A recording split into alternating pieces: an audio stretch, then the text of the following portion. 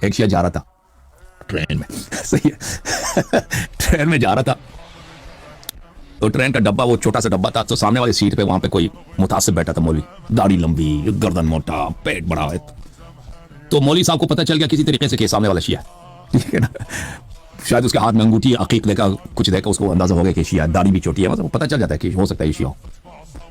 तो सफर लंबी है तो शिया ने बात करने की कोशिश की, तो क्योंकि वो सामने वाला जो मौलवी है उसको बुरी नजरों से देख बात भी नहीं कर रहा भाई, उसने बात करने की आज तक कोशिश की कि कैसे हैं, खैरियत से हैं आप, ठीक हैं। उसने ऐसे कोई शॉर्टकट जवाब दे दिया जो दोस्ताना जवाब नहीं होता ना। चले फिर शिया ने बात करने की कोशिश की, अच्छा मौलाना साहब आपका नाम क्या? तो वो मौलवी साहब का जो भी नाम था ना, उसने अब उसको अंदाजा हो गया कि शिया गुमान हो गया, तो उसने इसको सताने के लिए क्या तुझे मैं तंग करूं, खूब तुझे तकलीफ दिलाऊं, बोला उमर, ऐसे तेज में बोला उमर, ठीक है ना। तो गजब से उमर, तो शिया ने कुछ नहीं बोला, जवाब नहीं दिया। तो उसको ये तवक्को थी कि कुछ बोलेगा, इसको बुरा लगेगा, कुछ कहेगा, इसने शिया ने कुछ नहीं बोला। तो मौलवी साहब ने देखा किसने कुछ बोला, तो पर आपका नाम क्या? तो शिया ने क्या जवाब दिया? अफला।